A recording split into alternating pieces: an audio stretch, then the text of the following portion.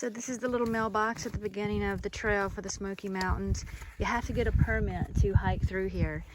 And you rip the permit in half and you put half of the permit in the box in the beginning when you start. And then on the way out, you put the other half in the mailbox on the way out. That way they marry up the two and know that you made it out okay. So, first few steps, heading up. Talk to you guys soon. Hey everybody, day 26. I just started the hike into the Smokies. It is no joke. That first little stint, I'm about a third of the way up and it's just straight up. I think after a couple of days of not having my full pack on and eating whole pizzas and just, I think that's hitting me right now. So I'm just really just churning my feet little by little, about 6 inches at a time just to make it up. Came to this good outlook here. It's another view of Fontana Lake. I don't know if you can see it behind me, but it's just beautiful. It's only, it's not even quite 10 o'clock and it's pretty hot. Shooting for Mollies shelter, which is about a 10-mile hike today. And just got to keep churning to make it. That's really the goal. I don't want to stay at a tent site tonight.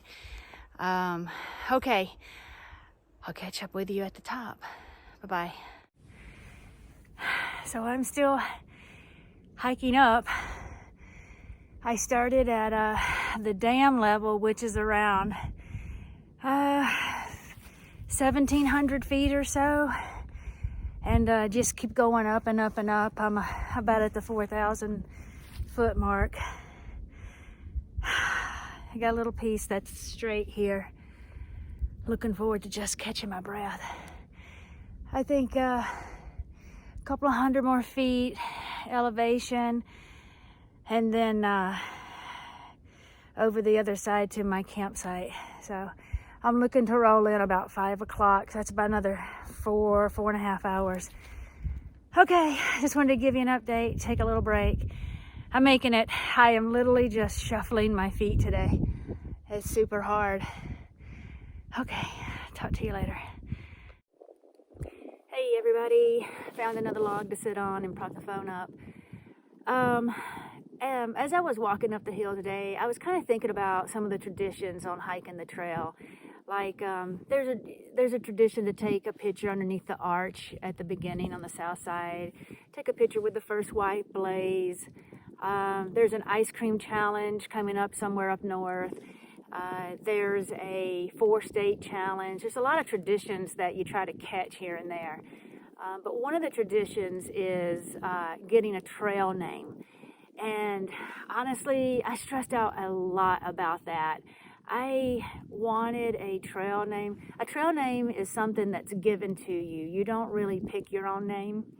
And it's usually something silly or something, just something minor that happens. And I really didn't want a silly trail name. I wanted a name that was like deep and meaningful and something that was specific to me, something that kind of reflected my inside. And so I really thought about it a lot and I was stressed out. A couple of months ago, a friend of mine, Vicky, forwarded a video of her son giving a presentation. And he talked about a word I'd not heard before, komorebi. I wasn't sure what that was. He described it in his presentation, and I looked at pictures afterwards. It's just absolutely beautiful.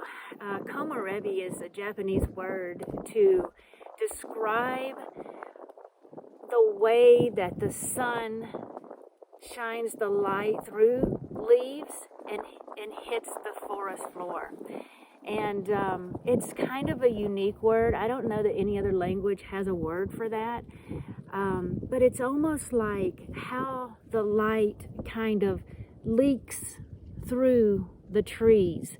And it's just beautiful. If you've ever seen this in real life, it's just beautiful. It's that moment that it's almost like where heaven and earth touch. It's very peaceful and just, it's just beautiful. I loved it. I love it when I come across it when I'm hiking. And I just thought, wow, I want to be Komorebi. That's what I want my trail name to be. A couple of weeks ago, I was at a hostel and there were a couple guys there, Whiskers and Postman. And they said, what's your trail name? And I said, I don't really have one yet. And he said, well, all right, I did fly Komorebi past them. And they said, I don't know, let me think about that. So we were together about 2 days and they were just staring at me a lot. It was a little uncomfortable. At the end of the second day, they came up and said, your name is Curls. I thought, I don't want to be named a physical trait. It's so like I'm not a vain person, and I didn't want a name that was a physical trait. So I wasn't sure what I felt about the name Curls. I went to sleep that night, and I really thought about it, and actually, I kind of love it. It's exactly what you think when you see me. I knew from the very beginning, like, I'm hiking a journey, but my hair is on its own journey by itself. I knew that from the beginning. And for me, I always hated my hair. I tried to suppress it and make it small, and so, you know, not to draw attention to myself, and it's so big and it's so just untamable. And I really spent my entire life just trying to suppress it and hide and not draw attention to myself. I was even straightening it for a long time. Something happened a few years ago, and I saw a friend of mine at work, and she just had her hair just so out there.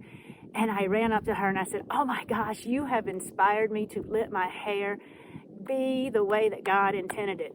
So ever since then, I didn't straighten my hair. I let it go. It is curly. It is out there. And I have to tell you, for the first time in 50 years, I actually am starting to love my hair. I think my hair is just that kind of hair that's supposed to be out there and free. And I think me trying to like suppress it and tame it my whole life was going against the grain. So the moment I started letting it go is the moment I started liking it. So I'm accepting the name Curls. For me, I just think it just went full circle for me. I like it. So if you look at some of the previous videos, I've tried to edit those out, but every once in a while it'll sneak in. When I pass people on the trail, they say, hey, Curls, or hey, you just Curls, all the way down the mountain. So that's my trail name, Curls. I may still try to stick Komorebi in there somewhere. Maybe Komorebi with Curls or Curls with Komorebi. I don't know. But I just wanted to let you guys know. Got my trail name. All right. I have to keep hiking. I think the rain's coming in. I will talk to you when I get to the camp. All right. Bye-bye. Wow, this is the craziest tree. I don't know what happened here, but like, it's just completely hollow on the bottom. It's super cool. And I don't know if you can tell, but these little tiny white, almost light lavender flowers are everywhere. It is so beautiful. Hey, I made it to the shelter for tonight. It was a good hike, but it was mostly uphill the whole time. It was getting from the level of Fontana Dam up to this level. I think we're about 4,500 feet. I'm hoping for the rest of the Smokies that I'm just kind of bopping around the upper levels and not going back down to the lower. But we'll see. Had a good day. Had a very good day. And the shelter's pretty cool. It's probably the nicest one I've seen so far. It's got a little kitchen area. I'll show you guys real quick. Got a little kitchen area. Everybody's just kind of doing their procedures, eating, brushing their teeth, getting ready for bed.